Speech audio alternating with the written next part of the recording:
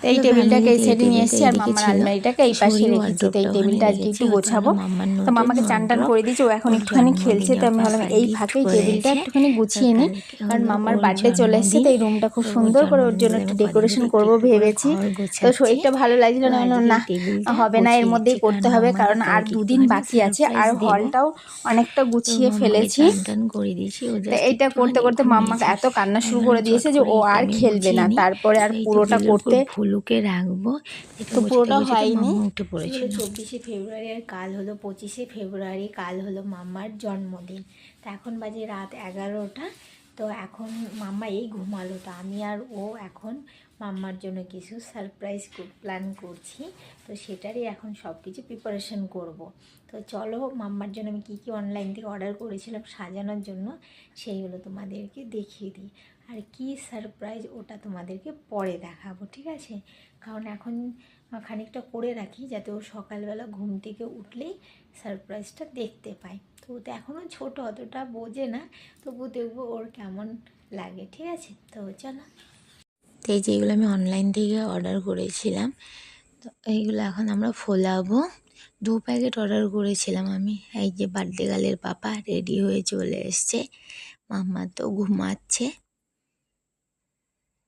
তো এই দেখো একটার মধ্যে বেরিয়েছে এই যে বড় টাইপের বেলুন যেগুলো, আর এই বেলুনগুলো, আর এই বেলুন এই যে বার্থডে হ্যাপি বার্থডে লেখা থাকে সেটা, পিছনে যে রিবনগুলো থাকে সেটা, এগুলোকে কি বলে আমি জানি না। এই যে বেলুন, এগুলো সেই অন্য ধরনের যে বড় বড় বেলুন, স্টার, তারপরে পুতুল টাইপের যেগুলো, সেইগুলো। আর এক প্যাকেট আমি অর্ডার করেছি, সেটাতে শুধু এই যে এই বেলুনগুলো ছিল।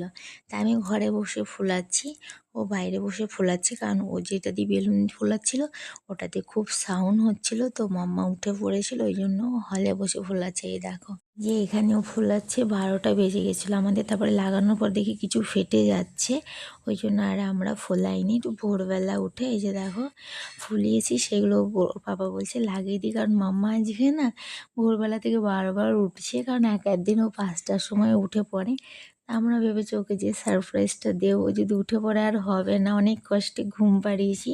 তো ওর পাপা আর আমি ঠিক করলাম যে যেটুকুনো পারি আগে সাজিয়ে দিই, তারপরে যদি উঠে পড়ে পড়ুক, যাই হোক ও অল্প কিছু হলেও তো সারপ্রাইজ দেখতে পাবে, তারপরে পুরো ঘরটা ভালো করে সাজাবো। ওই জন্য যে ওর পাপা লাগাতে শুরু করে দিয়েছে। এই যে দেখো অল্প ওই সাইডটা লাগাতে লাগাতে উঠেও পড়েছিল, দেখে অবাক হয়ে গেছে।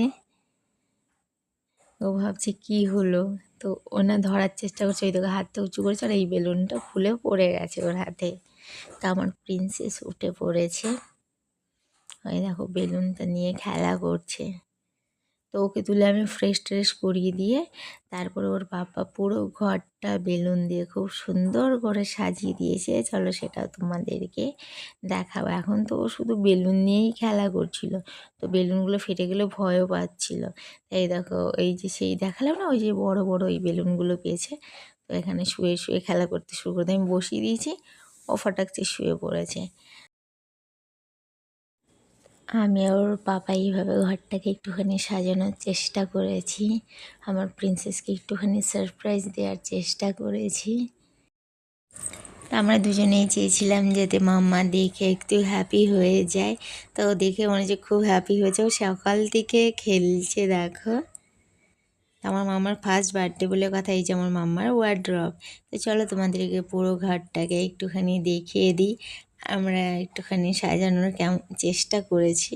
তো এই যে দেখো মাম্মাকে একটুখানি বসিয়ে দিয়েছি। তো এই যে আমার লিটিল প্রিন্সেস, তো তোমরা সবাই আমার প্রিন্সেসকে আশীর্বাদ করো। তো এই ঘর গোছাতে গোছাতে আমাদের প্রায় 9টা বেজে গেছিলো। তারপরে আমি ঘরটর মুছবো, এখন মুছে সব কিছু গুছিয়ে যাব মন্দিরে মাম্মাকে নিয়ে। তো ওই দেখো গোপুর ওখানেও বেলুন লাগিয়ে দিয়েছি। তো পুজো টুজো দিয়ে তারপরে বাড়িতে এসে তারপরে মাম্মার খাওয়ার ব্যবস্থা করব। তো আমরা তাড়াতাড়ি বেরিয়ে যাবো, নাহলে মন্দির বন্ধ হয়ে যাবে। আর এই যে আমার প্রিন্সেস সোনা, দেখেছো খুব আনন্দ এই পেয়েছে ও। দেখো আমার মানে ও সোনার এমনিতেই রুমটা বেলুন দেখলে সুন্দর খুব করে খুশি সাজানো হয়ে কর কর যায়, কর করে। বেলুনগুলোকে সব ধরার চেষ্টা করে, আর ও তো এখন যা পায় তাই মুখে দেয়, আর মুখে দেওয়ারও চেষ্টা করে, এই জন্য আমরা সরিয়ে দিই। আর এই যে দেখো এই জামাটা দাদা ওকে দিয়েছে জন্মদিনে, তো এইটা পরে ও এখন মন্দির যাবে। তাই জন্য রেডি হয়ে আমরা আগে হনুমানজির মন্দিরে পুজো দিয়েছি, তারপরে মায়ের মন্দিরে এসেছি। আর খুব তাড়াহুড়োর মধ্যে ছিলাম বলে দেখাতেই পারিনি, ছিলাম যে ব্রাহ্মণ যদি চলে যায় ওই জন্য। তো দেখো মামা এখানে খুব হ্যাপি। তা আমরা এখানে চলে এসেছি, আমরা বাঙালি রেস্টুরেন্ট, তো এখান থেকে মাম্মার জন্য একটা থালি নেব আমাদের জন্য। তো আমরা প্যাক করতে দিয়ে দিয়েছি, ওটা একটু লেট হচ্ছিলো, তো এখানে আমাদের অনেকটা লেট হয়ে গেছে, পুরো 12:30 বেজে গেছিলো। মাম্মা তো খুব হ্যাপি, আমার বার্থডে গার্ল দেখো এখানে চেয়ারে বসে খেলা করছে। তো এখান থেকে বাড়ি যাওয়ার পর ওকে তাড়াতাড়ি এসে চান টান করিয়েছি, এই যে থালি সাজিয়ে দিয়েছে। এখানে ছিল মাটন, ছিল চিকেন, ছিল শুক্তো, ছিল ভেজ ডাল, ছিল আরেকটা নর্মাল ডাল, ছিল লুচি, ছিল ভাজা ছিল। আমি পায়েসটা ওকে করে দিয়েছি, দেখো ওকে বসিয়ে দিয়েছি, ও তবুও খেলছে।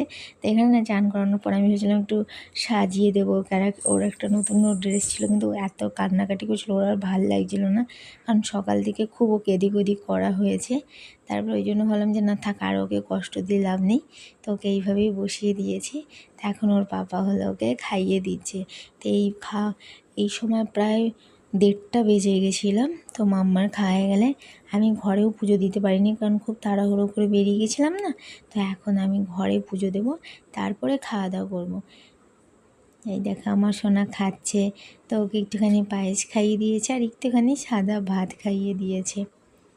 তো দেখো এই যে সন্ধেবেলা আমি ওকে কেক কাটবো বলে ওকে একটুখানি সাজিয়েছিলাম, তো এটা সাজানোর পর আমি ওকে কটা ছবি তুলেছি। তারপরে এত কান্না শুরু করেছে, মাথা সব খুলে ঠুলে দেখো এই অবস্থা হয়েছে। ওই দেখো আবার আমাকে ভয় দিচ্ছে, আমাকে বকে দিচ্ছে, এই দেখো। কারণ আজকে খুব সকাল থেকে না ওকে শুধু একবার এই ড্রেস পরানো হয়েছে, ওই ড্রেস পরানো হয়েছে, তো ওর আর এখন আর ভালো লাগছে না। তাই আমি ভাবলাম যে থাক, ও এইভাবেই নর্মালভাবেই থাক। তা এখন হলো মাম্মার জন্য একটা আমরা ছোট্ট কেক নিয়ে এসেছি, সেটাই কাটা হবে। আর আমাদেরও আজকে আর বেশি এনার্জি নেই, খুব ক্লান্ত হয়ে গেছি। আর যেগুলো কেক কাটার সময় সাজাবো ভেবেছিলাম, ওইগুলো শুধু হ্যাপি বার্থডে লেখাটা দিয়েই সাজিয়েছি। এই দেখো ও বেলুনটা দিয়ে খেলে যাচ্ছে, কারণ ভেবেছি শ্বশুরবাড়িতে করবো, তো ওখানে সব নিয়ে যাব। তো আমি এই যে এখন যে হ্যাপি বার্থডে লেখা আছে ওটাই ঠিক করে লাগাচ্ছিলাম। তাই সারাদিনটা কোথা দিয়ে বেরিয়ে গেল বুঝতেই পারলাম না। তাই মাম্মার বার্থডের জন্য আমি অনেক দিন আগে থেকেই ভেবে রেখেছিলাম, কারণ আমার মাম্মার ফার্স্ট বার্থডে বলে কথা বলো। তা এখন না আমি ওকে ছাড়া কিছুই ভাবতে পারি না, আমার সব কিছুর মধ্যেই ও থাকে, মানে সব চিন্তা ভাবনার মধ্যে ওকে নিয়েই আমার সব চিন্তা ভাবনা। তো এখানে আমি ভয়েসটা মিউট করে দিয়েছি, কারণ ভালো শোনা যাচ্ছিল না।